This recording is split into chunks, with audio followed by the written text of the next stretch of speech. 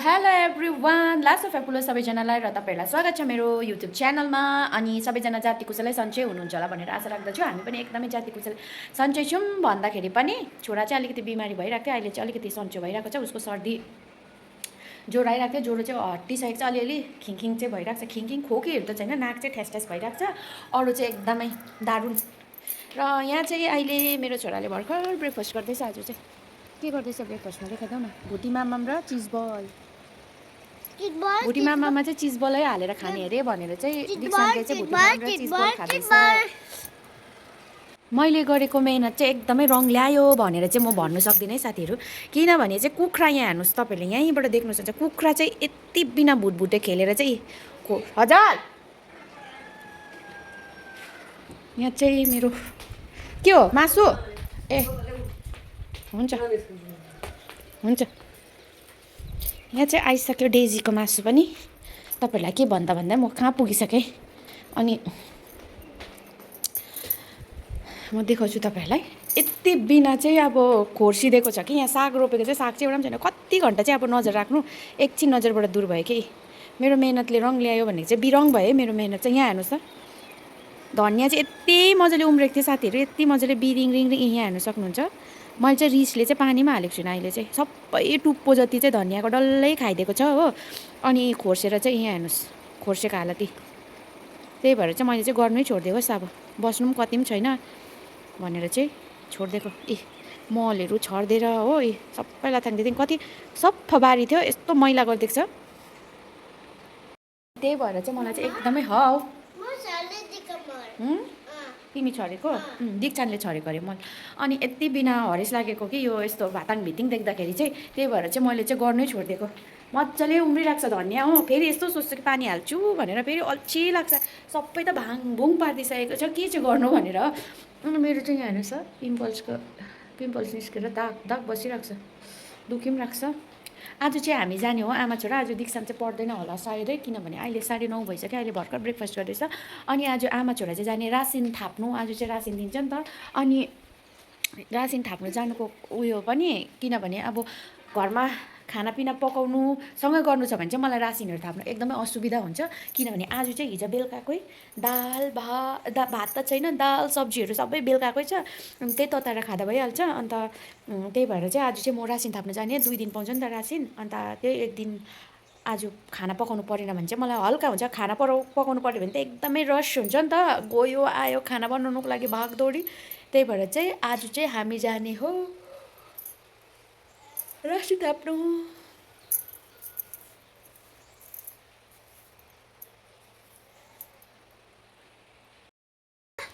चलो आज कसको बर्थडे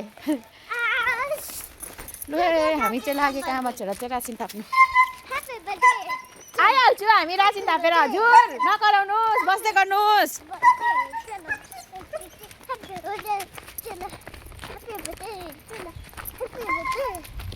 कतिको भिड छ के छ केही अत्तो पत्तो छैन। यति बस्छ यहाँ आउनु पर्दैन, यस्तो छ जग्गा छैन, डुङ्गा हुन्छ।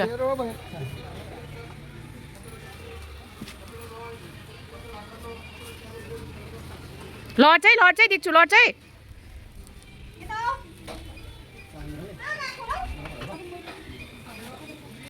कहाँ पक्रिनु? तिम्रो जग्गामा खोला छ? कहाँ तिम्रो जग्गा चाहिँ? हो हामी चाहिँ रासिन थापेर आइसक्यो है साथीहरू। बेसी टाइम लागेन, एकैछिनमा भयो।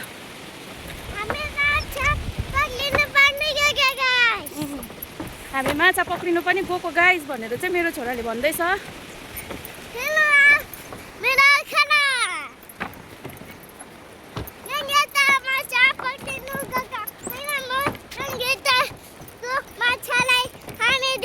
लु यो झोला, चिनीको झोला बोक न। तिमी अब त बिग बोय भयो त, सक्छौ होइन? 1 केजी चिनी बोक्ने भइसक्यो मेरो छोरा पनि। गल्यौ? कहाँ गल्छौ, भर्खर त बोकेको। हिँड लु छिटो। बोक्नु सक्दैनौ यति पनि? लु लु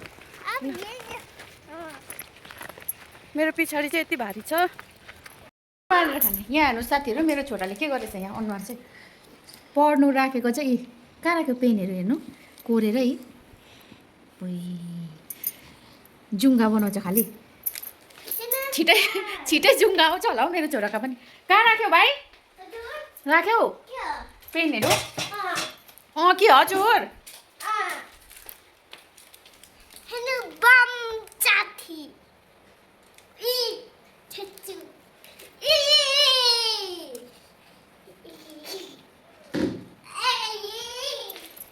किन धलिमली खानापिना पनि एकदमसँगले टन्नसँगले खाइसकेर चाहिँ अब चाहिँ आमा छोरा चाहिँ ओछ्यानमा पसेको भन्नु चाहिँ सक्दिनँ किनभने छोरा चाहिँ ओछ्यानमा पसेको उसलाई पाखाल पुकुल नुहाइधुवाइ सबै गरिदिइसकेँ अनि अब चाहिँ म चाहिँ अलिअलि काम छ सक्छु त्यसपछि ऊ एकछिन टिभी हेर्छ त्यहाँदेखि चाहिँ भाइ पनि चुच्च नि भाइ चुच्च पहिला नाकमा पनि लागेछ हौ पाउडर त सर्दी लागिरहेको छ तर भक्कु होइन अलिअलि नि पचाउनु सक्ने सर्दी नि आपा आपा आपा आपा आपा आपा म काम गरिहाल्छु ल त्यहाँ चाहिँ सुत्नुपर्छ है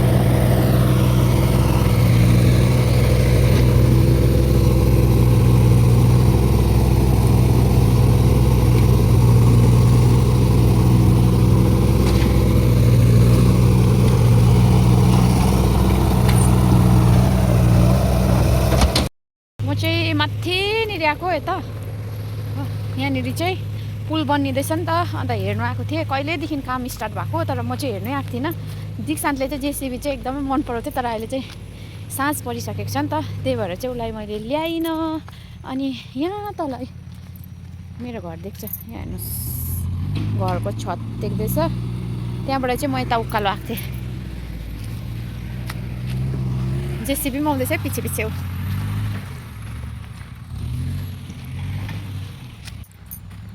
आखे चाहिँ जानु हुँदै रहेछ घर पारी घर बाटो चाहिँ यस्तो छ अब यहाँ पनि रोड आउँछ भन्छ कहिले हो कहिले तर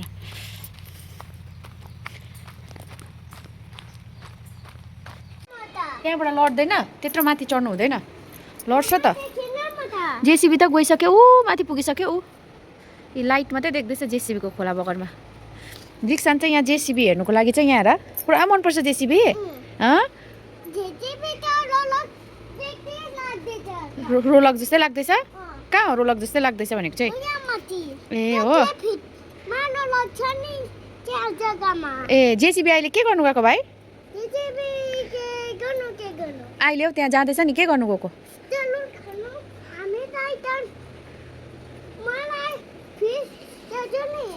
तरुल खन्नु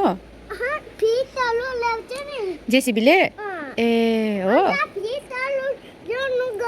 जेसिबी खोला बगरमा ऊ पर लाइट मात्रै बलिरहेको छ खोलामा ऊ जेसिबीको उज्यालो लाइट देखेकै छैनौ तिमीले लु खोलामा जाँदैछ है जेसिबी चाहिँ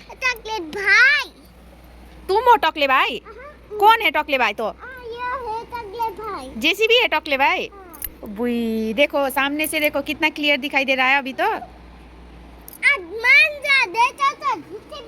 आसमान जाँदैछ जेसीबी हाँ और कुछ कहना है देखो देखो सामने से देखो अभी क्लियर दिखाई दे रहा है देख लो अभी देख लो ये लो लोड गर्दैछ रास्ता बनाया वहाँ पे हम लोग का घर के नीचे फिर वहाँ से चला गया जेसीबी क्या आइडिया उधर में तो नहीं है जेसीबी किधर जा रहे हो हाँ त्यो अब चिसो भुइँमा गयो मैले फुलमा पानी हालेको थिएँ उ हेर त हिल्लै भयो त्यो भाइले त यति बिना मैला गर्छ कि अब फेरि कहाँ गएको त होला देख्दैन यहीँबाट देख्छ जाऊ न हाङगुडाउँछ राति उता जाऊ अन्धेरो भइरहेको छ देख्दैन जेसीबी त्यत्रो टाढोबाट ऊ हो अब गयो फेरि पानीमै सबै चप्पल ती खोलेर आऊ चप्पल ती खोलेर आऊ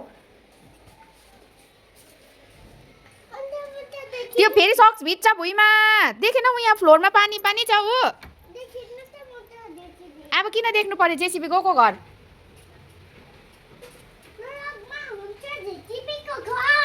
अहिले भरे आउँछ रोलकमा, अहिले गएको अरे नि त। उयो खाना खाएकै छैन अरे जेसिबीले घरमा। जेसिबीको घरमा जेसिबीले भातै मामामै खाएको छैन अरे, भोक लाग्यो अरे नि त।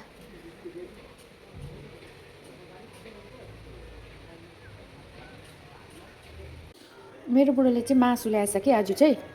यहाँ हेर्नुहोस् त, मासुमा चाहिँ बोसो आधा केजी 1 केजी मासुमा चाहिँ 60 ग्रामहरू जस्तो चाहिँ यो बोसो मात्रै हालिदिएको छ। ठग्नुपर्छ म होइन, हामी पनि कोही बेला ठग्छु होला, तर यति बिना पनि ठग्नु भएन है। यो मुनि चाहिँ अझै त्यो बोसो छ, मासु चाहिँ 40 ग्रामहरू जस्तो मात्रै छ।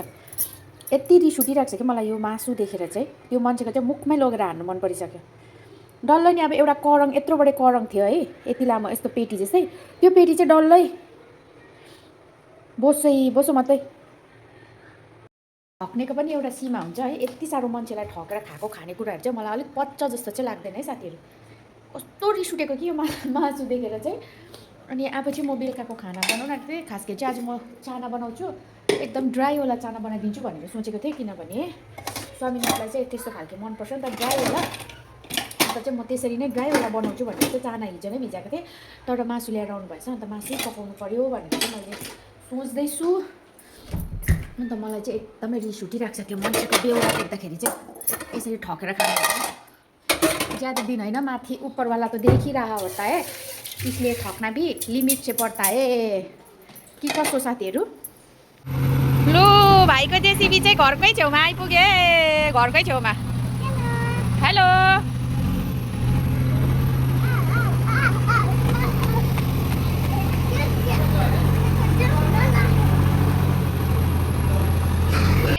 जेसिबी गयो त अन्त तिम्रो जेसिबी त गयो त अन्त। बस भन न यहीँ, म माम दिन्छु भन। जान्छौ? जाऊ अङ्कलसित जेसिबी चलाउनु।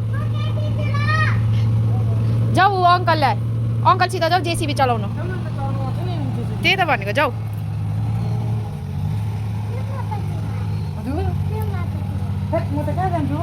त्यहाँ सासमा जानु हुँदैन नि त, माथि त खोलाको छेउमा जानु हुँदैन। भोलि जानु ल, म त गएर अघि हेरेर आएँ, सास परेको थियो भनेर तिमीलाई लगिनँ। ऊ माथि पुगिसक्यो।